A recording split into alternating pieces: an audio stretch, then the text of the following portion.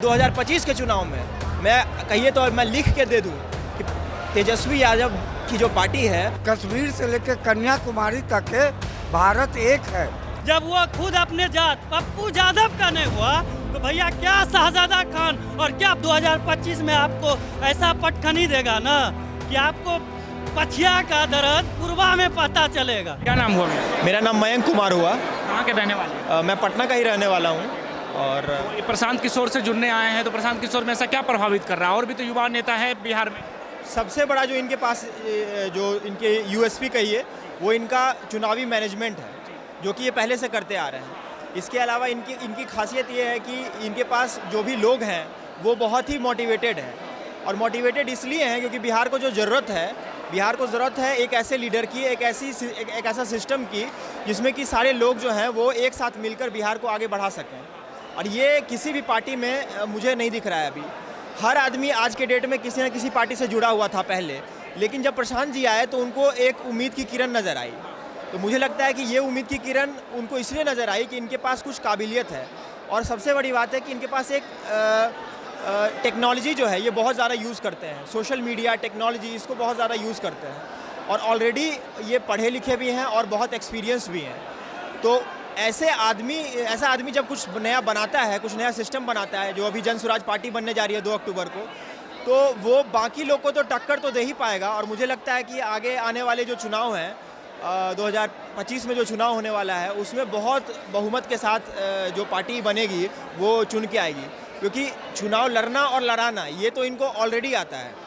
रही बात लोगों की, तो लोग बहुत बड़े पैमाने पे जुड़ रहे हैं। करोड़ों लोग से ये डायरेक्ट कांटेक्ट में आ चुके हैं, उनके सामने वो भाषण। आपने कहा कि टेक्नोलॉजी का बहुत अच्छा इस्तेमाल करते, तो यही तो विपक्ष कह रही है कि फेसबुकिया नेता है, फेसबुक पे दिखते हैं, सोशल मीडिया पे दिखते हैं।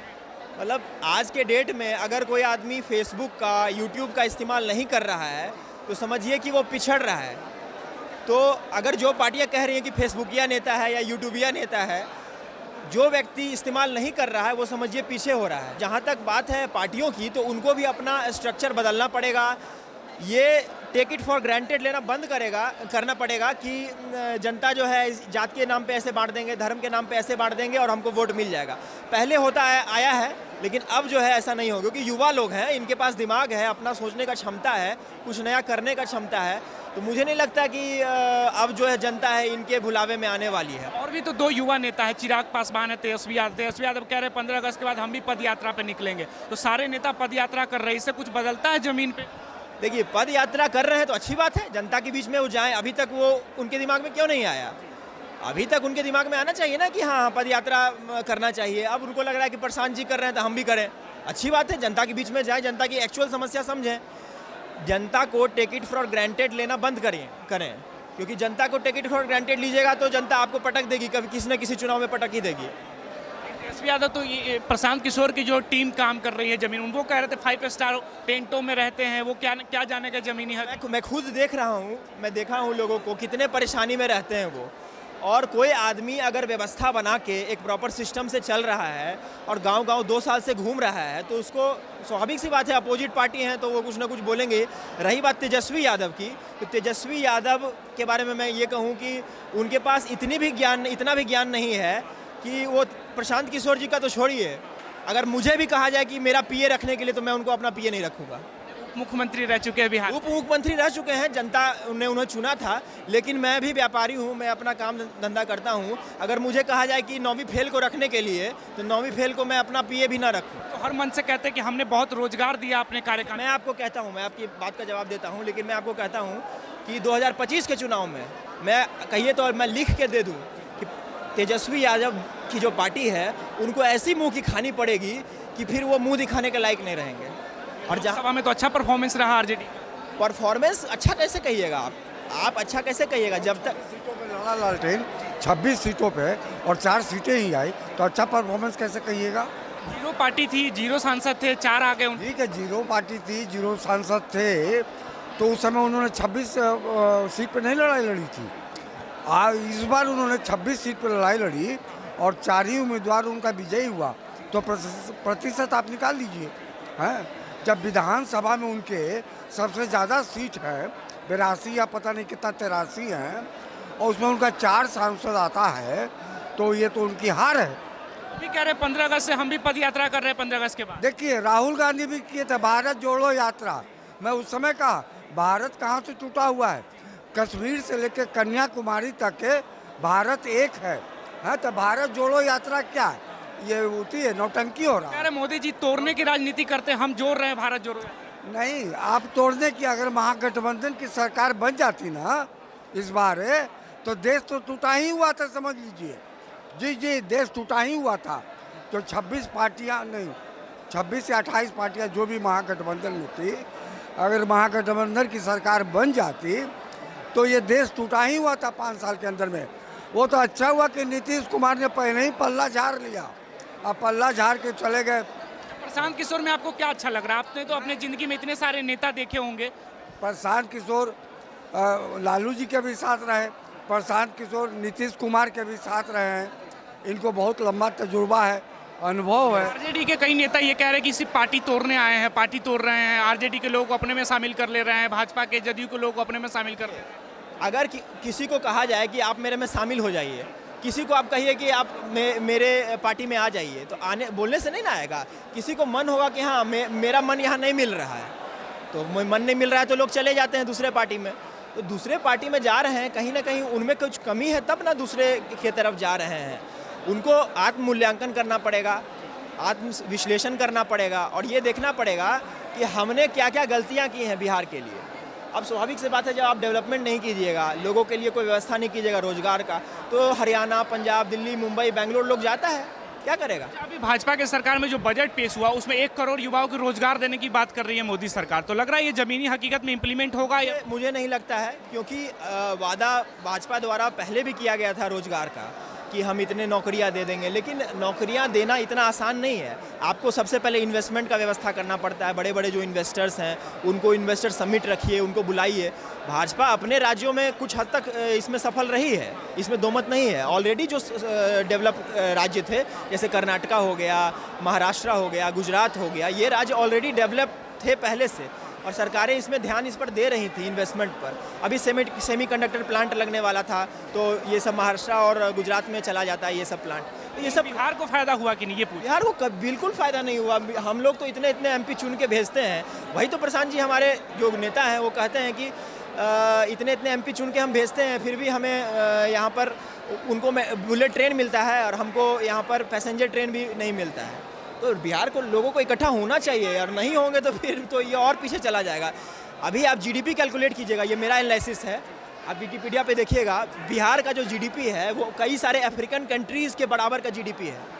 लोग कहते हैं, तेजस्वी यादव कहते हैं कि हमने इतना जीडीपी बढ़ा दिया, इतना परसेंट बढ़ रहे हैं। अरे आप परसेंट बढ़ रहे हैं ना, अगर आप ऑलरेडी हैं कम हैं तो परसेंट तो आपको ज़्यादा दिखेगा ही, लेकिन ओवरऑल जीडीपी अगर आप कैलकुलेट कीजिएगा तो हम अफ्रीकन कंट्री के नज़दीक हैं। एक युवा के तौर पे आपको क्या लगता है, क्या कारण है जो हम इतने पीछे छूट गए, बिहार वाले इतने पीछे छूट गए? बिहार वाले देखिए, बिहार वाले कहीं ना कहीं अपने बारे में नहीं सोचे।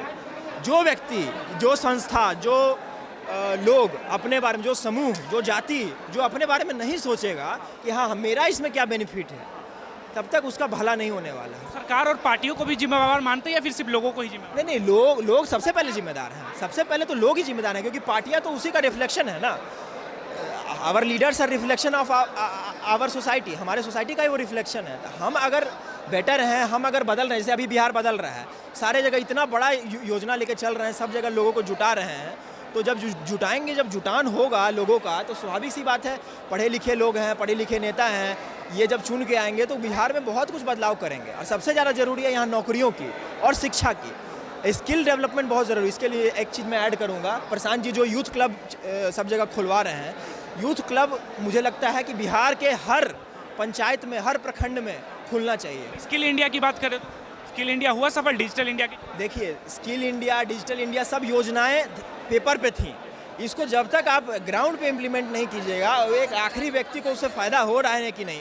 गांधी जी ने कहा था कि आप अंत्योदय, लास्ट आदमी जो है, जो कतार में लास्ट आदमी है, उसको इससे बेनिफिट हो रहा है कि नहीं। लोकतंत्र का तो यही मतलब है कि आखिरी आदमी को उससे फ़ायदा आपकी योजना से हो रहा। आखिरी आदमी कह रहा है कि हमको नहीं मिला है, तो आप मानिए कि नहीं मिला है, ठीक है, आपने कुछ दिया होगा, कुछ फ़ायदा किया होगा, कुछ बाहर से किया होगा। अब जैसे एंटरप्रेन्योरशिप है, एंटरप्रेन्योरशिप के लिए बहुत सारा योजना चलाया गया, लेकिन एंटरप्रेन्योरशिप के लिए धरातल पर क्या हो रहा है धरातल पर कोई स्टार्टअप विकसित हो रहा है कि नहीं हो रहा है, ये तो आपको देखना ना पड़ेगा। अभी भी फेसबुक, यूट्यूब ये सब बाहर का कंपनी है, गूगल बाहर का कंपनी है। 25,000 करोड़ की कितना 23,000 करोड़ भारत से लेके जाता है हर साल। देखिए, शिक्षा बदलने की बात किया, 30 साल पहले का बिहार देखिए, अभी का बिहार देखिए। यहाँ विकल्प नहीं ना था, विकल्प खोज रहे थे ना हम लोग। आप ही लोग ने बोल रहे थे कि मतलब जितना जर्नलिस्ट था कि जिसकी जितनी भागीदारी उसकी उतनी हिस्सेदारी। युवाओं की कितनी भागीदारी होनी चाहिए थी बिहार में? सर बताइए ना, कितनी भागीदारी होनी? बिल्कुल होनी चाहिए। क्यों नहीं होनी चाहिए? किसान, युवा और महिला, हमारे प्रशांत किशोर जी का मूल प्रश्न जो है किस पे है? युवा, महिला और किसान पे। महिला, किसान, युवा अगर एक्टिव हो जाए तो बदलाव तो बिल्कुल होना तय है। आप देखिए, आरजेडी 30 साल मुस्लिम से दरी बिछवाया। लालू यादव अल्पसंख्यक के लिए आज तक क्या किया बताइए? जब वो शहाबुद्दीन का नहीं हुआ, जब वो खुद अपने जात पप्पू यादव का नहीं हुआ, तो भैया क्या शहजादा खान और क्या प्रशांत किशोर का होगा? वो जब वो अपने जात का, जो कि पप्पू यादव गरीबों का रहनुमा माना जाता था, जो कि लालू यादव के लिए गोली खाने के लिए तैयार था, जब वो पप्पू यादव का नहीं हुआ तो क्या मुसलमान का दाएं तरफ सिद्दीकी और बाएं तरफ शाहीन से पूरा मुसलमान का वोट ले लीजिएगा? वो तो प्रशांत किशोर पे ये आरोप लगा रहे कि हमारी पार्टी को तोड़ रहे हैं, आरजेडी की पार्टी। ये तो देखिए, आप कहने के लिए तो कोई कुछ भी कह सकता है। गिरिराज सिंह जी कहते हैं कि बिहार भारत के मुसलमानों को पाकिस्तान चले जाइए, तो कहने के लिए तो आदमी कुछ भी कह सकता है ना। लेकिन प्रशांत किशोर जी ऐसा है जो कि हर एक कम्युनिटी को बोल रहे हैं, जिसकी जितनी हिस्सेदारी उसकी उतनी भागीदारी, जिसकी जितनी भागीदारी रहेगी उसको उतना मिलेगा। और हम लोग युवा हैं, हम लोग के अंदर अभी वो ऊर्जा होनी चाहिए जो कि बिहार को बदलने की क्षमता रखती हो, और जो बिहार को बदलने की क्षमता रखती है वो प्रशांत किशोर जी में देखने को मिलता है। बिहार में अगर नीतीश कुमार को कोई उखाड़ के फेंकेगा तो वो है प्रशांत किशोर जी। प्रशांत किशोर जी को देख रहे हैं, उनके पद यात्रा में घूमे हैं, उनके साथ हम जुड़े हैं, और पटना विश्वविद्यालय का मैं छात्र रहा हूँ। मैं ये भी देख रहा हूँ युवा में एक अलग बदलाव देखने को मिल रही है कि अगर तीसरा विकल्प अगर कोई आया है बिहार में उभरता हुआ तो वो है प्रशांत किशोर जी। प्रशांत किशोर जी देखिएगा 2025 के विधानसभा में कुछ अलग दृश्य लेके आएंगे बिहार में। और लालू यादव का मुस्लिम पे जो वोट बैंक का राजनीति था, वो चीज़ तो आप देख लिए लोकसभा में, इससे दुगुना आपको विधानसभा में भी देखने को मिलेगा। और ये सच्चाई है, मुस्लिम के लिए अगर कोई भी काम किया है तो नीतीश कुमार है जो कि किया है। रियलिटी में हम ये खुद बोल रहे हैं, लेकिन आज तक मुस्लिम उसको वोट नहीं दिया। क्यों नहीं दिया? इसलिए नहीं दिया कि लालू यादव सब दिन अपने आड़ में रखा, हम तुम्हारे रहनुमा, लेकिन हम अपने बेटा तेज प्रताप को आगे बढ़ाएंगे, लेकिन हम अपनी बेटी रोहिणी आचार्य को टिकट देंगे, लेकिन सिद्दीकी को दरी बिछवाएंगे, लेकिन शाहीन को गाड़ी पहुँचवाएंगे। बस यही काम रहा है। पप्पू यादव जब अपने हक के लिए लड़ा, जब उनका नहीं हुए, पूर्णिया से जब उनको टिकट नहीं दिए, वो बेटा था मधेपुरा का जो कि अपने दम पे चुनाव जीत के दिखा दिया। क्या तेजस्वी यादव, आप अपना औकात तो देख लिए पूर्णिया के धरती पे। जब आप शहाबुद्दीन साहब के नहीं हुए, जब हिना साहब के नहीं हुए, तो आप किसका होइएगा? तेजस्वी यादव तो कह रहे हैं कि पप्पू यादव मिलने के लिए आए थे तो लालू यादव को ही ज्ञान दे रहे थे, टिकट बंटवारे में ज्ञान देने लग गए, तो हम कैसे उन पर भरोसा कर लें? भैया, हम कैसे तेजस्वी यादव के बात पे विश्वास कर ले? इंडिया नहीं तो एनडीए को सपोर्ट कीजिए, इंडिया नहीं तो एनडीए को सपोर्ट कीजिए। जब आप पप्पू यादव को हराने के लिए 50 गो एमएलए, 5 गो एमपी, आप खुद जाके 5 दिन कैंपेन किए, आपका औकात पता चल गया पूर्णिया में कि क्या औकात है पप्पू यादव के सामने। और प्रशांत किशोर जी तो 2025 में आपको ऐसा पटखनी देगा ना कि आपको पछिया का दर्द पूर्वा में पता चलेगा। तेजस्वी यादव कह रहे हैं कि भाजपा की बी टीम की तरह काम कर रही है बिहार में। भैया, तेजस्वी यादव तो ओवैसी को भी बी टीम कहती है। उसके बाद आप प्रशांत किशोर जी एक रहनुमा आए हर एक जात के लिए, ये नहीं कह रहे मुस्लिम, यादव, ब्राह्मण, भूमिहार, तेली, सब जात के लिए। आप सबको बी टीम बोलिएगा तो आप ही ए टीम है। आप तो सबसे बड़े मुस्लिम के गद्दार निकले हैं। आपसे बड़ा गद्दार कौन? आप 13 गो यादव को टिकट दिए लोकसभा में, मुसलमान को क्या 2 टिकट, 2 गो। आप कैसे बोल सकते हैं कि बीजेपी के बी टीम है? भैया, कोई अगर अच्छा काम कर रहा है तो उसका साथ दीजिए। हम लोग पटना विश्वविद्यालय में राजनीति में सक्रिय रहे हैं, हम लोग भी छात्र यूनियन में रहे हैं, ये चीज़ हम लोग भी परख लिए हैं, कौन ए टीम है और कौन बी टीम है, और बी टीम ए टीम में फ़र्क हो गया है। प्रशांत किशोर जी बिहार के एक उभरता हुआ चेहरा है। 2025 में देखिएगा विधानसभा इलेक्शन में आप पूरे बिहार से, ये नहीं कह रहे हैं कि सिर्फ पटना, सहरसा, मधेपुरा, सुपौल से, पूरे बिहार से एक अलग दृश्य देखने को मिलेगा। और हर एक युवा के अंदर एक आस आया। सबसे बड़ी कमजोरी थी हम लोगों की कि आर्थिक स्थिति, मतलब घर परिवार खेती किसानी गृहस्थी पे टिका हुआ था, और हम लोग के पास उतना संसाधन नहीं था कि हम लोग कहीं खुल के कोई बात रख सकते थे। मेरे पास संसाधन नहीं है कि हम चुनाव लड़ सकते हैं। मेरे पास रोजगार सबसे बड़ी मुद्दा थी, तो रोजगार, प्रशांत किशोर जी का कहना है क्या कि साथ साथ रोजगार भी मिलना चाहिए। सबसे बड़ी बात है, अगर इंडस्ट्रीज लग जाएगी बिहार में, उद्योग लग जाएंगे बिहार में, तो बिहार के युवा को बाहर जाने का ज़रूरत नहीं पड़ेगा। 4 घंटा में हम बिहार के कोई भी कोना से अपने घर पहुंच सकते हैं।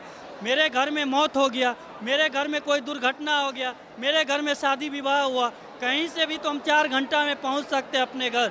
अगर मेरी माँ मर जाए और हम गुजरात में काम करते रहे, गुजरात में रोज़गार करते रहे, हमको आने में 3 दिन लगेगा, तब तक मेरी माँ की अस्थि रहेगी बचा हुआ। आप ही बताइए सर, प्रशांत किशोर जी एक विकल्प है कि नहीं है हम लोगों के लिए? लेकिन विपक्ष के कई नेता ये कहते हैं ग्राउंड पे जब हम लोग जाते हैं, तो जैसे आपने कहा कि जिसकी जितनी हिस्सेदारी उतनी भागीदारी, यानी सबको भागीदारी देकर खुद मुख्यमंत्री बनने का सपना देख। नहीं, ऐसा तो नहीं है सोच इनका। इनका ऐसा सोच नहीं है, इनकी सोच एक अलग है। इनकी सोच है सबका साथ, सबका विकास, ना कि अपना विकास। लालू यादव के बेटे का सोच था, तेजस्वी यादव का, सबका साथ, मेरे परिवार का विकास। नीतीश कुमार का ये कहना था कि सबका साथ, लेकिन उनका एक चीज़ हमको अच्छा लगा कि वो जो है हरे आज तक बिहार में जातिवाद को ज़्यादा बढ़ावा नहीं दिया। जिस तरह से लालू यादव जातिवाद को बढ़ावा देके मुस्लिम और यादव को गोली चलवाए, मुस्लिम यादव को दरी बिछवाए, और जब आप अपने यादव का मुस्लिम का नहीं हुए तो आप क्या राजपूत और क्या चमार का हुई।